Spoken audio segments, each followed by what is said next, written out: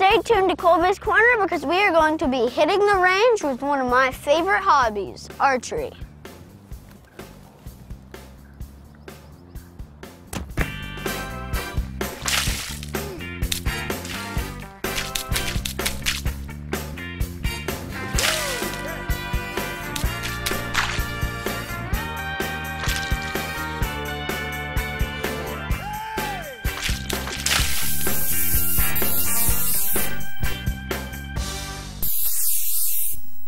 All right, now we're out here with Captain Richie, and he's going to show us just the proper way to fish.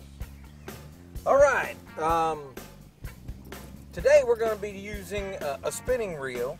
That's what this kind of reel is right here versus a bait caster, because it's a little bit easier to throw this cork. And we're going to be using a rig, and this is normally what people would call, what would you call that? Rig. A bobber. Most people call it a bobber, but it's really not a bobber. These are special because you'll see it's on a wire. See that wire right there? And when you move it, it moves. It makes a clicking sound. And what that clicking sound does is it actually emulates a shrimp's tail coming out of the water. So that attracts the fish. So not only is this a strike indicator, when I say strike indicator, that means when the bobber goes down, you know that there's a fish on it, okay? This is also used as a lure. So we're gonna try, and I'm gonna try and teach you how to do a little bit of both. So we've got a little bit of a long leader because of the amount of water that we're fishing in, and we're gonna be fishing for spotted sea trout today, okay?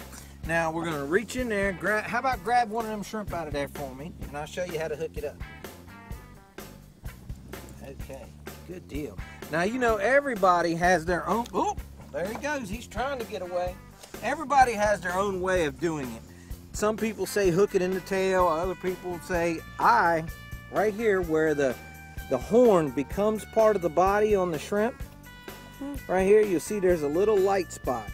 And you take that circle hook and you ease that circle hook straight in and go straight across the body. See how he can stay good and alive? Look at him hopping around still. And that is going to help us attract the fish once it gets in the water. Okay? Now what we're going to do is you'll take it and we're going to cast it. Now I'm going to give you a real quick casting lesson because these might be a little bit larger than what you're used to. Now what you do is you want to have about a foot of line from the tip of your rod to the popping cork. Okay, then you move your bail so your line is closest to the reel. You take your hand just like so and grip the reel just like this. Then you can reach down and grab the line, flip the bail over. Then you're going to always watch where you're throwing because if there's other people on the boat, you don't want them to get a hook in. So then you just watch where you're going. It's all technique. When you get to about where you want the cork to end up, you're going to release it. So I don't have to throw it real hard, watch. And it ends up where I want it, okay? Then we manually close the bail, make sure that the line is set. We're going to reel in a little bit of slack, and then with our wrist, you're going to give that rod a snap. And that's going to hopefully attract the fish because they're going to hear that clicking sound. So about every count to 10. Okay, and then when the cork goes down, what I'm going to want you to do is I'm holding my rod tip down. When the bobber goes down or the cork goes down, you're going to reel as fast as you can until you feel the fish, and then just raise the rod tip. You don't need to set the hook. We're not at the Bassmaster Classic or anything like that, okay?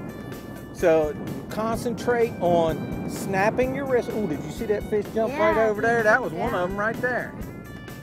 Is that what we're trying to catch? Well, I don't know if that was a mullet or a trout. It looked almost like a bluefish. So, you want to try and cast it? Yes, sir. Have your shrimp out of the water when you throw it, and go ahead. That's pretty good for a first time. All right. Now typically we want to try and get 2 or 3 baits out on the water. So I'm gonna go get another cork and you start trying to snap that, okay? Maybe one will bite.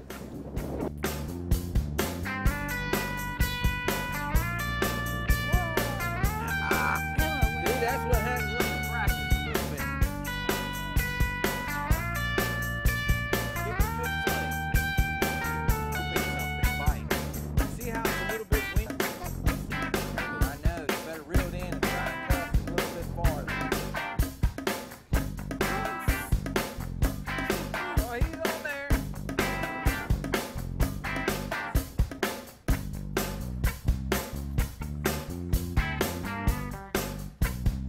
Okay, that's good. That's good. I don't want to reel anymore.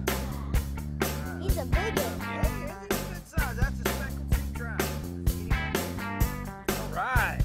Now, Big one. yeah, it is. That's a good size one. And look right here on his front. See the fangs he's got? That's sharp. I know. Look at the size of them. Normally there's 2 that are really, really long, and they'll come straight down. And his whole mouth is just full of teeth. You can't even see that shrimp anymore, but I see Yeah. where it went. Yep, he sure did get it. Oh, there he goes. I'll get Now it. he's. You want to get him? Sure. What you Is there gotta a do, you special way? gotta- Well, you don't want to pick him up by the mouth. You want to kind of just Like, get him grab like him. that. like so, and then put him in the water. You want to get him in the water as fast as possible because he's got slime on him. Come here. Now, throw him in the water? Get him in the water, yeah, throw him in there. There he goes. All right, good job, man, good job. So what kind of fish was that we just caught? That was a spotted sea trout. And they're really good table fare, which means they're good to eat. Now they've got to be a minimum of 14 inches total length. And So in the if- state of South Carolina, you have to pinch the tail when you're measuring it. And so if it's over 14, you can't keep it? Now if it's over 14, you can keep it. Oh, but if it's under, you can't. That's right. If it's under, you got to turn it loose to go and get bigger. Yeah, that's from the current tide.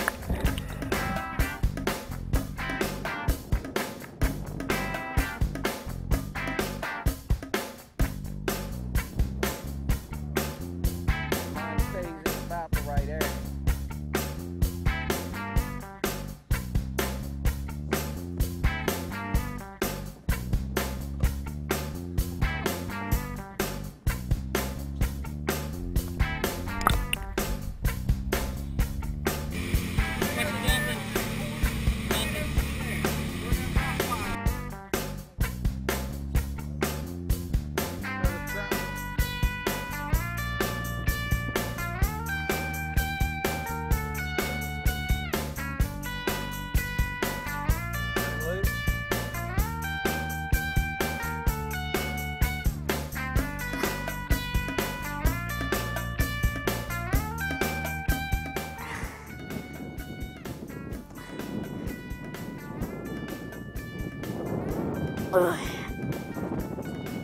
He's heavy. Yeah, he is. That one there's about 16 inches. Wow, what is all the red under these things? Where? Like under those flaps, it's all That's red. his gills. That's what they breathe. Ooh. That's how they take the oxygen out of the water, is through their gills. And see how this one has got a real big front tooth? Uh-huh. See how long that thing is? Yes. It really is long. What's the rip in his mouth from? Is that from hooks? Yeah, that's exactly what it probably is. That or some other fish. Hmm. Well, we better unhook him and get him back in the water. Get her. I think she's full of eggs. See how fat she is across the bottom here? Wow. And this is the time of the year they have eggs. Oh, see, it really is fat. I know. Here, I'm gonna turn him loose, all right? Bye-bye, fish. Well, thank you, Captain Rich, for letting us come out here with you today. I certainly did enjoy it. I hope you enjoyed it. Had fun? I had awesome time. Yeah? You had fun driving the boat? Yes, sir. Reeling in them fish? Good deal. I hope you learned something. I did, actually. I learned a lot. Good deal. We'll see you next time. Wow, I can't believe I actually get some free time today. Oh, hey kids, Painter Pete here. Looks like Colby was having a great day out there fishing. But you know, is there really a bad day fishing? Yeah, I don't think so. Today we're talking about getting out and doing something to relax and help you get refreshed. Many people do a lot of different stuff to help relax and to be refreshed. You know, their activities or hobbies. Some go fishing, some may read a book, or even just go out for a walk. Did you know that even Jesus had to get away sometimes? Yep, he sure did. Let's look at the scripture. It's found in Mark 6, verses 4 and 5. Where's my paintbrush? Oh, it's in my hand. You see why I need to get out and get some free time and to relax? Can't even find my own paintbrush in my hand. Well, all right. Well, let's look at that scripture. Here we go. All right, so here's what it says. Then Jesus told the followers to get into the boat. He told them to go to the other side of the lake to Bethsaida. He said he would come later. He stayed there to tell everyone they could go home. After he said goodbye to them, he went up to the hills to pray. See, even Jesus had to get away and rest. We'll find it many times in the Bible where Jesus got away from the crowd to go alone and pray. And sometimes he even took his disciples to go with him to pray as well.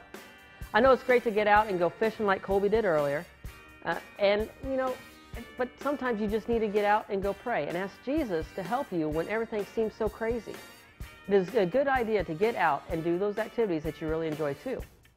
Speaking of getting out and doing activities you really enjoy, I hear Colby wants to meet me at the bowling lanes. I don't know what this is about. Well, I got to get going so I can meet him. I'll see you later, all right?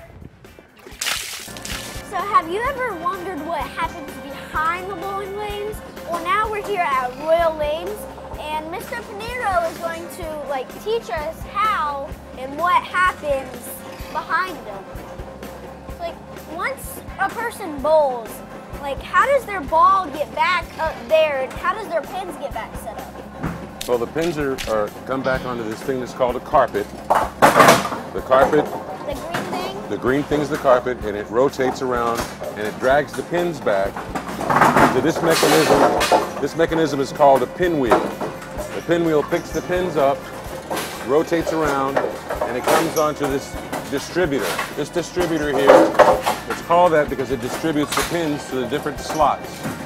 And every time a pin drops, the distributor will move to another slot until there are 20 pins or 10 pins in the rack, and then the table will come down and reset the pins.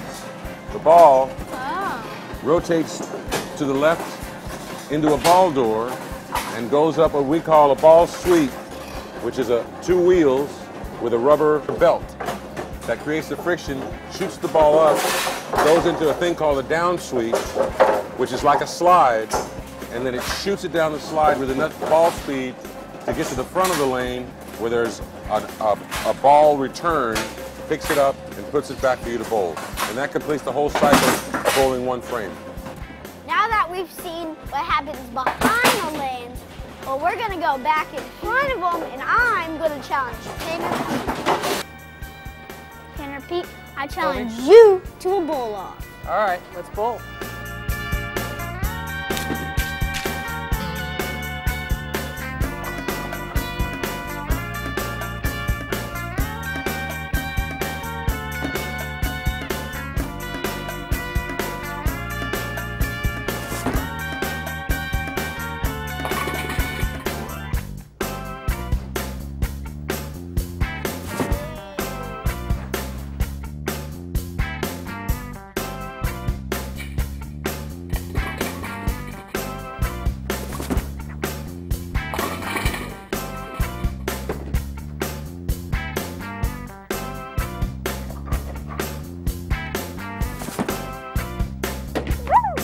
You to end up here. See where my foot is?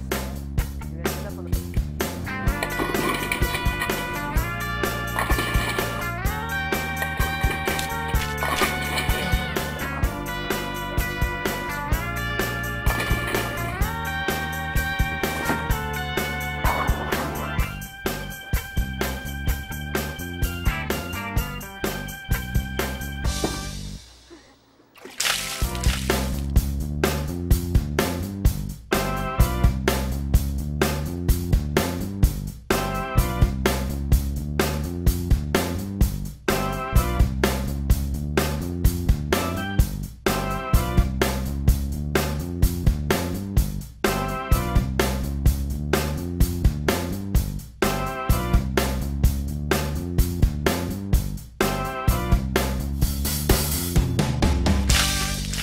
Hey, welcome back to Colby's Corner. Today on my show, I have on Mr. Bud from the archery shop. Mr. Bud, can you tell us about all 3 different types of bows?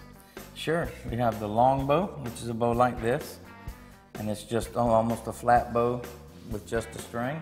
Then we have a recurve, and it's called a recurve because of the way that the riser, this being the riser right here, has a little reflex in it.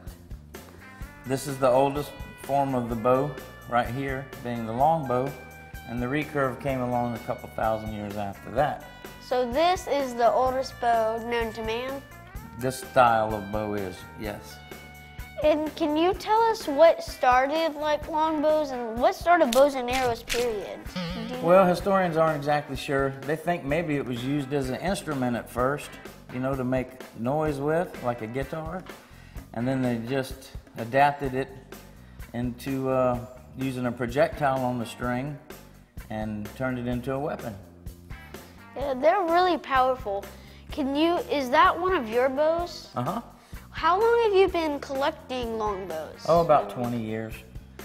Can you give us an estimate of how many you have? Yeah, I think I have about 15 or 20 of them. Oh, so can you tell us a little bit more about the the compound bow? The compound bow is just a modern day version of the bow, and it's just a wonder of engineering. It's just a lot faster, a lot more powerful, and it's just eccentrics and idler, strings and cables, power the bow. This powers it up, and it's just really modern. So, is there a way that you can tell how, fast or how much damage you will do to, a deer or something that you shoot it at? Well, you can harvest a deer with a long bow or a recurve bow. This one is just, you have a set of sights and a rear sight, and it's just a lot easier to shoot and easier to learn how to shoot. Can you change, on this bow, can you change of how fast it goes and how slow it goes, Sure, how hard it'll hit? Yeah, there's adjustments made to the limbs that determine how strong the bow is, and the stiffness of this limb determines of how many pounds of pull the bow has, and that determines the speed. Can you tell us how many pounds is on the bow right now? This bow's about 63 pounds. Ooh. And your little bow has about 40 pounds on it. Oh, I didn't even know that. I thought it had 15. But you want to go ahead and start shooting? Yeah, we can shoot a couple arrows if you want. So, Mr. Bud, can you name all the parts on a bow? Sure. This would be the riser in the center. The limbs are here. This is called the eccentrics. This is the motor that drives the machine and determine how fast a bow is. This is your sight system, and you have different pins for different yardages. This is your peep sight. This is your rear sight. When you draw the bow back, you look through this, and you line that top pin up on the target that you want to shoot. You hook your arrow right here in this loop. So you would hook this right here to This that? is your release that saves your fingers from getting sore, and you hook your release to the bow right here, and that's when you draw it back. When you're ready to shoot the bow, you roll your finger around and squeeze the trigger. Oh, so it's like a gun when it comes to releasing. It's a lot like a gun. It has a trigger on it. And this is a compound bow, like recurves and longbows. People still shoot those with their fingers. Okay. And you have to always be safe when you're dealing with this archery, especially a compound bow. It's very powerful, even one for you. And you want to always know your target, and you want to know what's beyond your target, and you don't ever shoot a bow without an arrow on it because it'll damage the bow. And it might hurt you also. Can you show us the proper techniques of how to load a bow and shoot it? Sure. This is the arrow rest on the bow. Most compound bows have arrow rest. There's 1,000 different kinds. But this is a drop away arrow rest. When you load the arrow, it's very important to make sure you knock it all the way. You raise this up and it locks in place. So now the arrow will not fall off the bow. And in a hunting situation, that's very important. Then you would hook to the loop. You would hook this to it. Hook your release to the loop. Get around it, push it up. And this is your safety. You always keep your finger behind the trigger. till you're ready to shoot the bow. Now Yes, go ahead sir. and draw the bow. Good. This is your peep sight. You line that up with your top pin.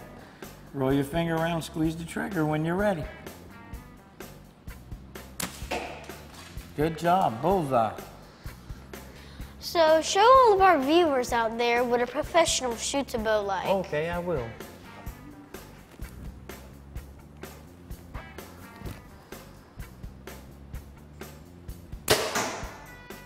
So we're outside now, and we're gonna take a couple shots from Mr. Bud's tree stand.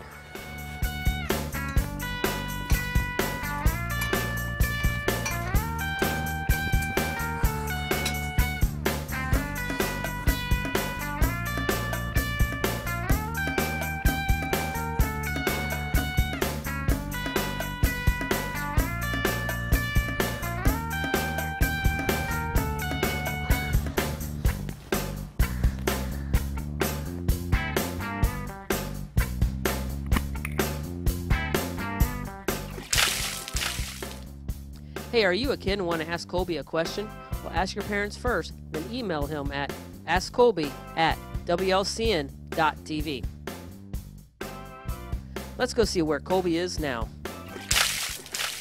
All right, now we're here with Mr. Fred, and he's going to teach us and tell us about remote control airplanes. What is this airplane called?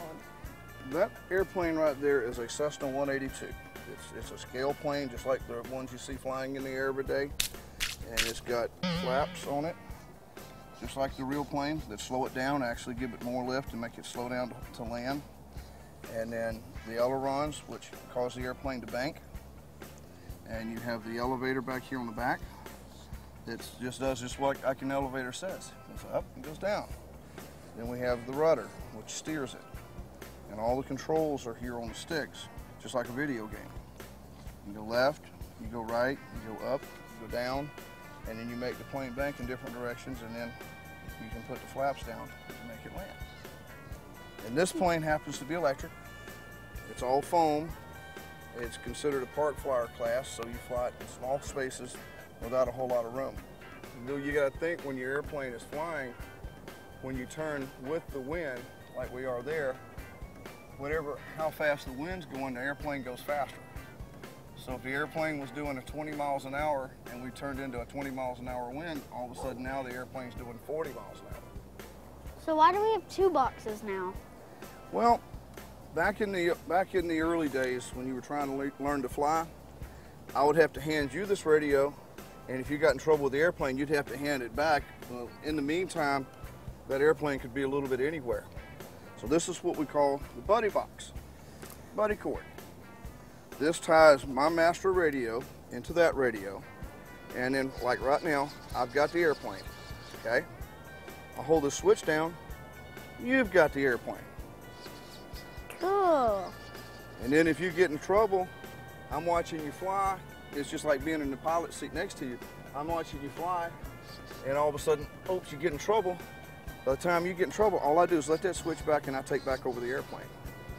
And it's a whole lot safer than having the hand radios back and forth and try to get communications. Well, here, I've got trouble, you do it. And then next thing you know, poof, the airplane's in a big pile over there.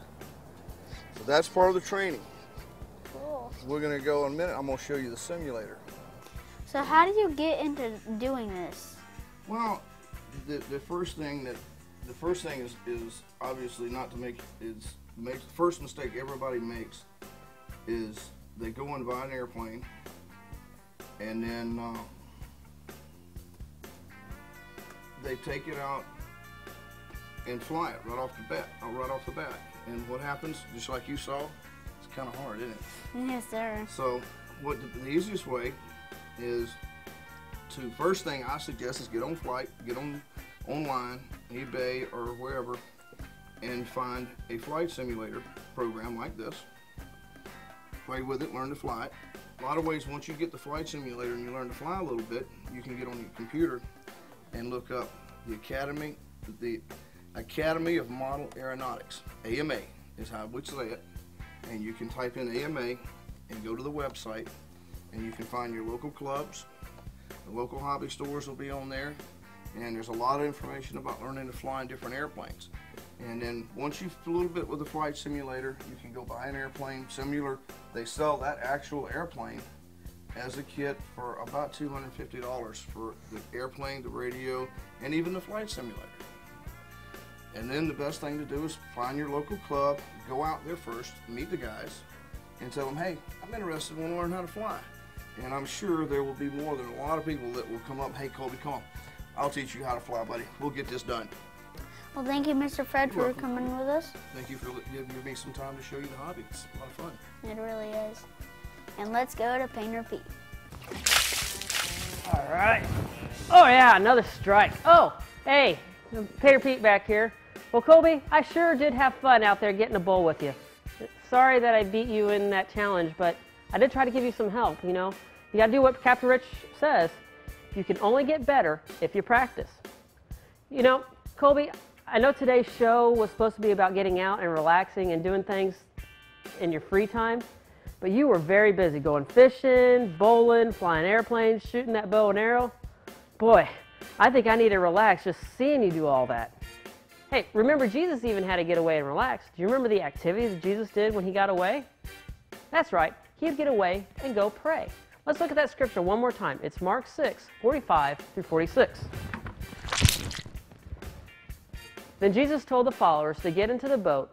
He told them to go to the other side of the lake of Bethsaida. He said he would come later. He stayed there to tell everyone that they could go. After he said goodbye to them, he went up into the hills to pray. See, we all need to relax and do things that we enjoy doing. We can go fishing, read a book, go ride a bike, or even always do what Jesus did and pray. All these things can help us relax. Hey kids, we want to hear from you this week. Tell me how you relax or your hobbies that you go out and do. Remember, before you email me, ask your parents' permission first. So email me at askcolby@wlcn.tv. Also, email us if you have any questions for Colby. If you want to know how he gets his ideas of where we go or what, anything, just give him an email and ask Colby. Send that email also to askcolby@wlcn.tv. If we read your email on Colby's Corner, you'll get an awesome Colby's Corner prize pack. Hey, don't forget to go to our website or our Facebook page. We always have giveaways going on there too. Well, Colby's going to teach me to shoot a bow and arrow. I'm kind of worried about this. He mentioned something that he was wanting me to hold the target. I don't know, but well, I hope I will see you next time right here on Colby's Corner.